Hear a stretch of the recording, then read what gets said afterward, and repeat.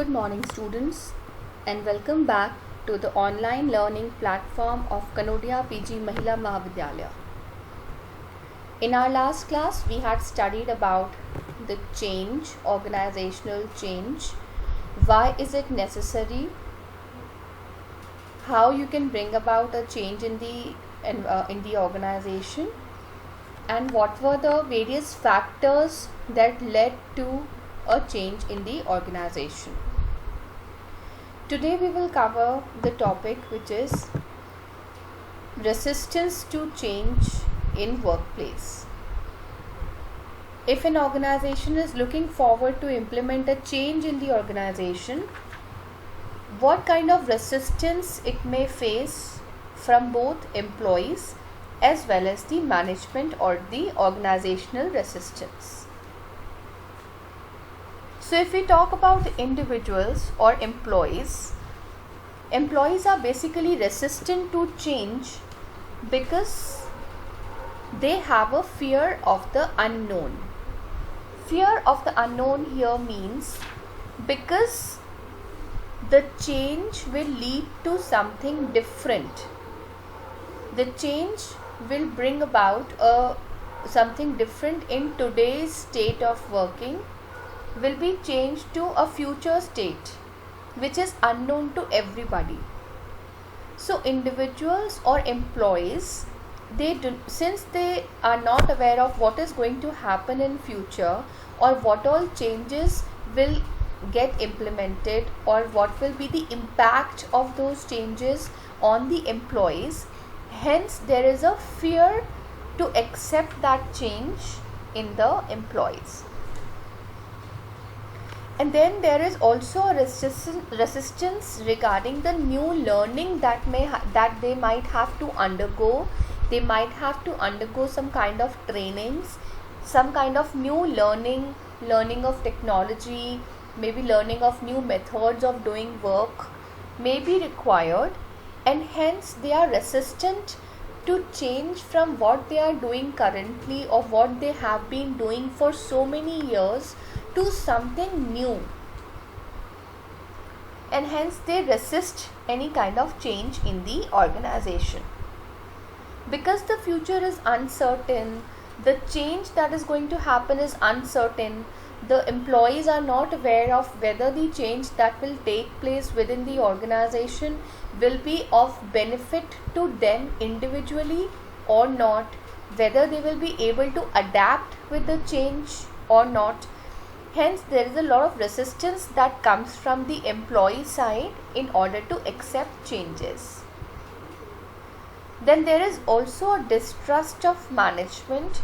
That means they also fear, the employees fear that their jobs may be lost, some kind of layoffs may take place, people who will not be able to manage with the change state might have to lose their jobs because of it. They might have to cut down salaries because of the change. So all these factors regarding salary, regarding social adjustments, regarding technical adjustments, uncertainty of the future, inconvenience, all these factors, or maybe lack of understanding from the employee, lack of clarification, all these factors lead to a resistance from the employee side. And then they also fear whether the skills that may be required for the future state for after the changes get implemented in the organization, they fear whether they will be able to cope up with those change factors, whether they have the necessary or the desired skills in order to be able to work on the change state or not. These are the factors that will lead to resistance from the employees or individuals. Then comes the factor from the organization side, that is the management side. Sometimes you may also feel that the management within the organization is also resistant to go for changes. Now, why is the management resistant to changes? Because first is the threat of power structure. Threat of power structure here would mean that organization itself may be having certain policies and procedures. They might have to implement certain policies and procedures that will have to be implemented in order to effectively implement the changes. But they also fear that the structure that is there currently in the organization, the power structure, the position holders which are there currently in the organization, they might not be enough, they might not be suitable enough to accept the changes, and hence they might have to bring about a change in the structure also. That is why they resist the change, because of the power structure, fear of power structure. Then sometimes there is also inertia of organizational structure. Inertia of organizational structure here would mean that because the organization is stable, the organization has been working, the structure of the organization has been there into place since many years, and now they might not want to lose their positions. This is also known by the name of group inertia, wherein you can say that people, if they are looking forward for a change in a single employee's position, the entire group may resist it. So you can also call this as a group inertia, wherein a group of people have an influence on the management for not bringing about a change in the job profile of a single individual or a group of individuals. Then sunk cost. Sunk cost means cost of the organization which has been blocked into some assets, into some investments.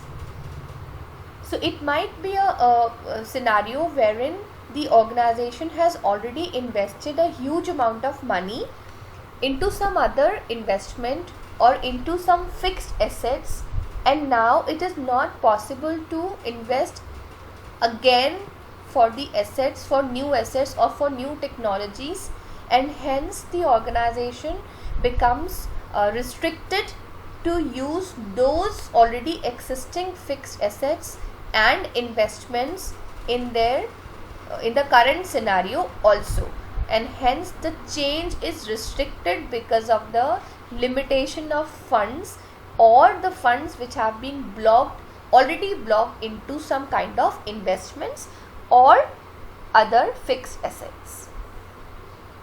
Apart from this, you may also the organization might also have resource constraints, like they might not be having enough human resources or enough assets or enough funds to go for change. Then you can also say that organizational from the organization side, the manager might also be reluctant to go for a change in his responsibilities. The management also might not be willing to accept new responsibilities onto them, and hence they would resist the changes. Sometimes your managing director, CEO, CFO, all the key managerial personnel, KMPs would also be against the change. So that is another resistance to changes in the organization. Now we've studied about what are the forces which are resisting the changes, and now we will study how you can overcome the resistance to change, from don't to do it. So some of the methods which are used for overcoming resistance are: first, participation. Participation means involvement. Here the management or the organization provides the employees the opportunity to take part into the decision making, into any kind of changes that are going to be implemented within an organization. So the employees are given a sense of participation, a sense of involvement, a sense of responsibility, wherein they become ready to accept the changes, or rather work towards bringing about a change in the organization. Then we have education and communication. Education means how you can actually give the logic behind implementing change within an organization, educating people, educating the staff, the organizational members about what is the logic behind bringing about a change and how they are going ahead with implementation of the change. Management here might go for one-to-one discussion with people. They might give presentations regarding the changes, etc. They may provide reports regarding what have they thought about the changes and what will be the positives or the positive results after the changes will be implemented in an organization. So people or the employees can be educated regarding the same. Sometimes you may also have to use your coercion or power in order to get the change implemented. That means you might have to use a strict policy to force the employees to accept the changes by giving them fear of loss of job or promotion, demotion, pay hikes, etc., incentives, etc., etc. So coercion here means forcing the employees to accept the changes by any kind of threat that may work. Then we have facilitation and support. Facilitation and support here is another method to overcome changes. What does this method do? This would include providing training of the new skills that are required on the change state of job, giving the employees proper time to learn the new things after the change has been implemented, also giving them emotional support by understanding what all problems they are facing and also getting the solutions for the same. Then we have manipulation and co-optation. Manipulation and co-optation. Manipulation here would mean to decrease the resistance to change. Basically here you are using selectively using your information so that you can have a desired impact on the employees. For example, if to manipulate the employees,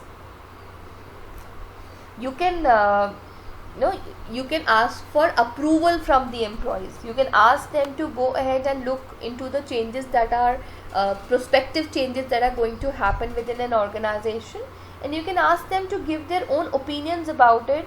You can ask them to manipulate. You can manipulate the employees according to your own will. And co-optation here means involving the use of covert strategy to influence others. Covert means hidden. Now co-optation here would mean giving an informal leader a key role in the design of the potential change. For example, a worker or an employee who is resisting the changes in machinery or equipment or any such stuff, what you can do is you can involve that employee who is resisting changes on a committee to analyze the current work methods and also ask him to assess what changes can be brought about in the current scenario or current machineries in order to implement changes and also in order to increase the effectiveness and the efficiency of the machines. So what you have done, you have actually asked that employee who was resisting change to now analyze and give us methods of improving the current state of work. So this is another method you can follow in order to avoid resistance from people. Now because he himself is involved in the decision making, he himself has to decide and give analysis of what he thinks about the current state and what all changes can be brought. He would obviously be positive toward bringing about a change in the current state. And then we have negotiation. Negotiation means you can negotiate with the employees to reach to an agreement for accepting a change. That means you can give the union, you can offer good wages to union members, you can give them promotion, promotion things, incentives. You can basically motivate them by giving such stuffs like increase in salaries, increase in no kind of layoff, nobody will lose their jobs, a surety that you have to give to people in order to make them acceptable for the change that is going to come in the organization. So that means you can negotiate with people who are resisting the changes. So that is it about the organizational change. We have completed this chapter. In our next class we will be beginning with organizational development. So thank you so much everyone. I hope you all are studying at home. Do take care and stay safe. Thank you so much.